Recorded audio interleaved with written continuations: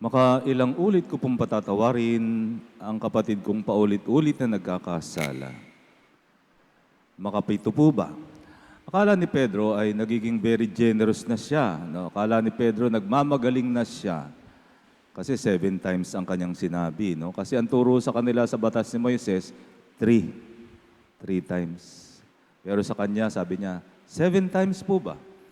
Kaya hindi inaasahan ni Pedro ang sagot ng Panginoon. Sabi ng Panginoon, no, not 7, but 70 times 7. No? Hindi ibig sabihin, i-compute pa natin yon. Hindi. Ang ibig lamang sabihin ay, do not count. Do not count. Ang turo sa atin kung paano tayo pinapatawad ng Diyos, ganun din dapat tayo magpatawad sa isa't isa. Sa totoo lamang, yan ang tinuro ng Panginoon sa atin, sa panalangin Ama namin, di ba? Doon sa bandang huli ng panalangin, ang sabi doon, patawarin mo kami, tulad ng pagpapatawad namin sa nagkakasala sa amin. Kaya ang pagpapatawad pala ng Diyos may kondisyon. Ang kondisyon, kung paano tayo nagpapatawad sa taong nagkasala sa atin, ganun din tayo patatawarin. No? So mga kapatid, yan ang topic natin ngayon, pagpapatawad, forgiveness. Sa totoo lamang, hindi po ito madali. Kasi madalas, ang nakakasakit sa ating damdamin ay mga taong very, very close din sa atin. No? Mga taong malalapit sa atin. Kaya mas masakit. Kaya nga yung iba, may mga kondisyon bago magpatawad.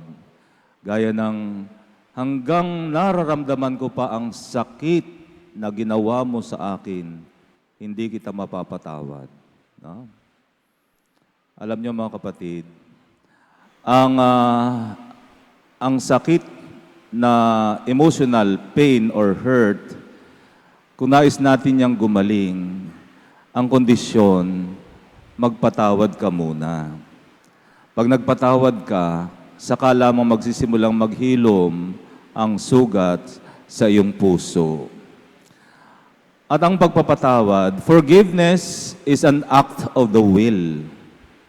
Ito'y isang desisyon. Ito'y isang choice that only you can make. And that choice, that decision, should not base on our emotion. It should be not based on our feelings. But it is a decision, an act of the will.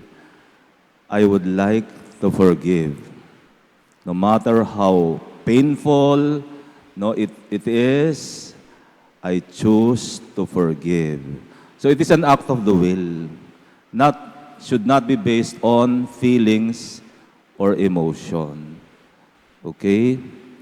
May nagtatanong, Father, sino ho ba ang unang dapat lumapit?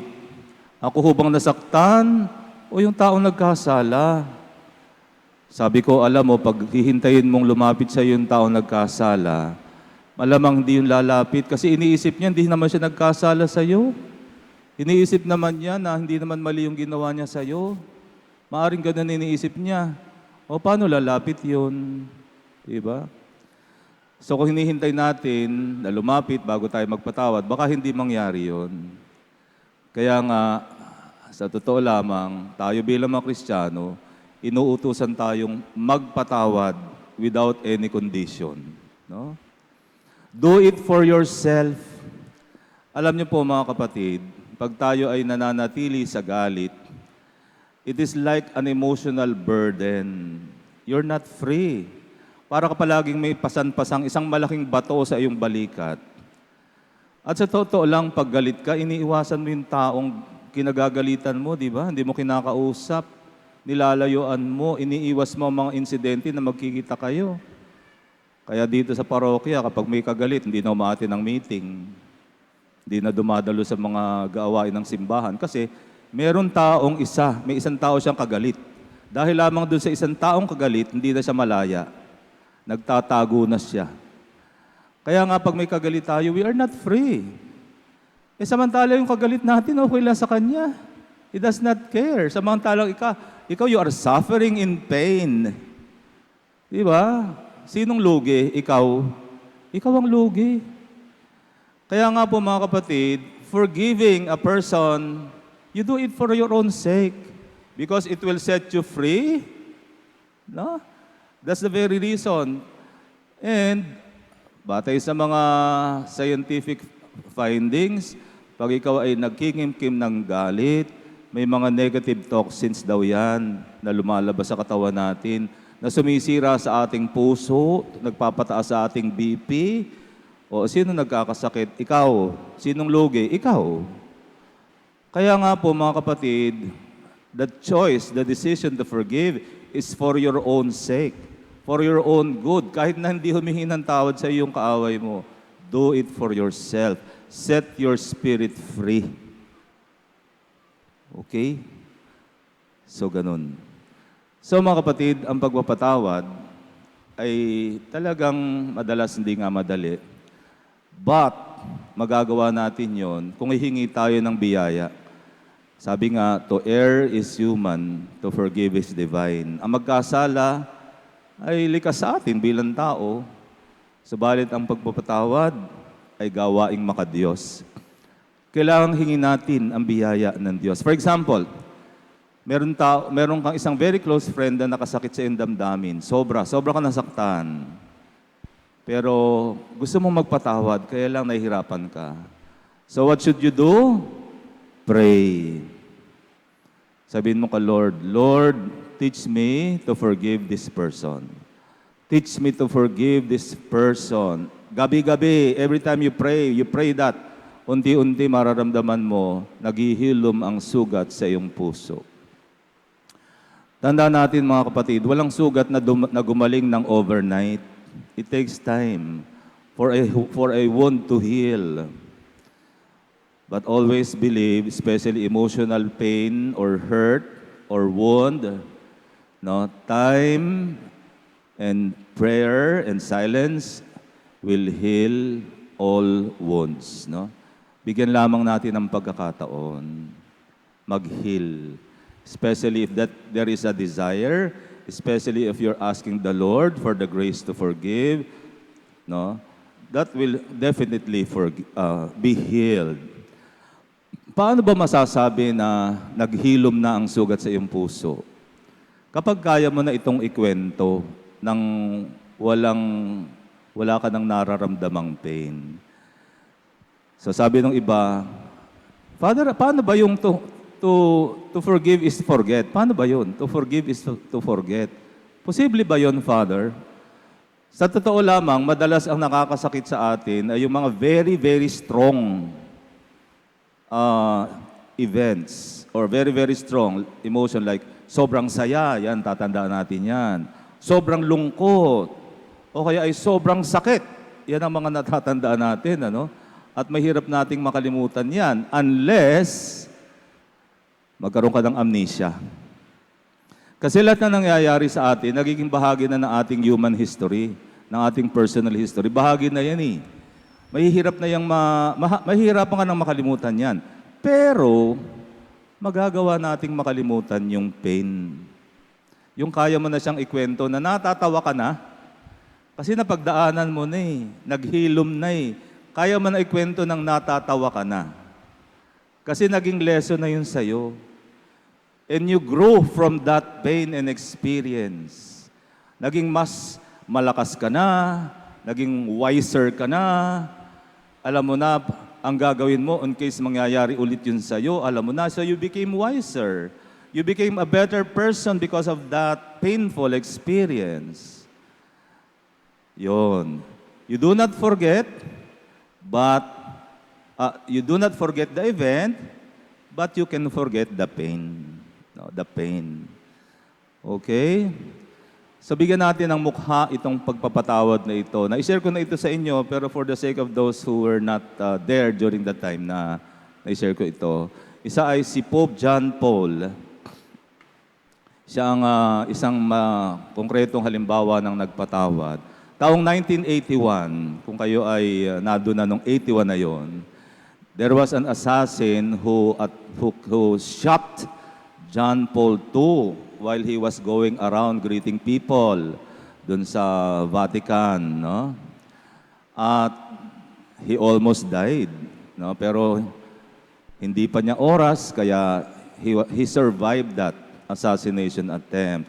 Sa paglabas niya sa ospital, ang una niyang tinanong, nasan yung bumaril sa akin? Gusto ko siyang makita. So imagine gusto pang makita yung bumaril sa'yo. So pinuntahan niya ito sa jail. At ito'y kanyang kinausap, ito'y si Agta. Ang totoo ay hindi naman humingi ng tawad sa kanya si Agta. Kinausap niya. At kahit hindi humingi ng tawad sa kanya bago sila naghiwalay, John Paul II decided to forgive. An act of the will to forgive. So pinatawad niya ito. At bago sila maghiwalay, he even embraced him. Kaya niyo ba yun? He even embraced him. Okay? So yun ang isang, doon pa lang makikita natin kung gaano kabanal itong si John Paul II. No?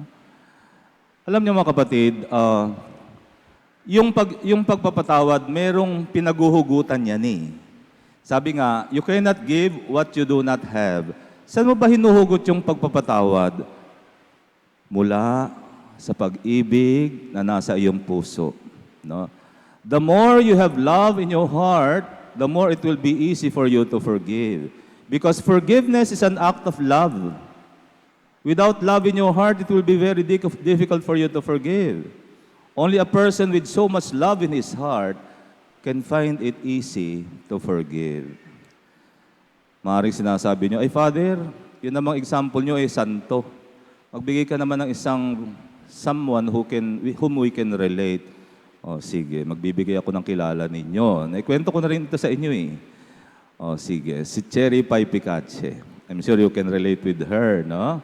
So one time, we invited her to our homecoming, seminary homecoming, alumni homecoming. Siya ang aming guest speaker. And we asked her to talk about her experiences on forgiveness and healing. Kasi nabalitaan namin na yung kanyang nanay ay natagpo ang may multiple stabs, naliligo sa sariling dugo. At yun nga, after investigation, natagpuan na ang pumatay pala sa kanyang nanay ay ang kanilang houseboy. Isang kasambahay na matagal na nilang kasama. O siyempre, sobrang galit, sobrang pasakit. Pero hindi nyo alam, ito pala si Cherry Pie Picache ay matagal nang nag-apostolate sa Bilibid Prison. No? Siya pala yung nag-evangelize sa mga preso. Kaya her heart is close to the prisoners. Meron siyang puso para sa mga bilanggo. Nag-evangelize pala siya. Hindi niya naisip na darating panahon na matatagpuan niya sa bilibid na yon ang taong pumatay sa kanyang ina. So that was so difficult for her, no? Ang tagal daw niyang hindi pumupunta sa bilibid. Ayaw niyang makita yung tao na pumatay sa kanyang nanay. Hanggang sa unti-unti, she was bothered by her conscience kasi palagi niyang sinasabi sa kanyang ginagawang evangelization, magpatawad tayo, magpatawad tayo, magpatawad tayo. Tapos now here she is in that very same situation. And so, talagang he made a choice. She made a decision that I will see this person and I will forgive, no? Pero bago daw niya yung nagawa, talagang she experienced dying to herself. She had to die to herself. Kasi kung yung self niya ang kanyang pakikinggan, ang gusto ng self niya, huwag kang magpatawad. He does not deserve your forgiveness. Yun yung self niya, yung sinasabi ng self niya. Pero no, she made a choice. She made an act of the will. In spite of the so much pain, she chose to forgive. So yun nga, hinarap niya itong houseboy nila. At ang kagandahang loob naman, ang maganda naman doon, humingi ng tawad naman sa kanya. Dahil ang kanya lamang daw intention ay magnakaw. Nagising yung nanay, nagulat daw siya, nataranta na raw siya. So, nagdilim na daw yung kanyang paningin, nasaksak niya ng maraming ulit yung kanyang nanay. So, ganon. So, sa madaling salita, humingi ng tawad. Pinatawad naman ito ni Cherry Pie. At yun, she even embraced, imagine, she even embraced her houseboy, no? As a sign of forgiveness. So yun mga kapatid, no, wag nating isipin na imposibleng magpatawad. Posible. Kasi ikaw lang naman ang decision mo yan eh. It is your choice. Even unconditionally. It is your choice to set your spirit free from anger, from depression, from, di ba? From being a prisoner of your anger. You're doing it for your own sake. Kaya nga, forgive. At yan din ang maging kondisyon ng Panginoon kung paano tayo patatawarin sa ating mga kasalanan. Tumayo tayo, pahayag natin na ating pananampalataya. Sumasampalataya ako Sa Diyos samang makapangyarihan sa lahat, na may gawa ng langit at lupa. Sumasampalataya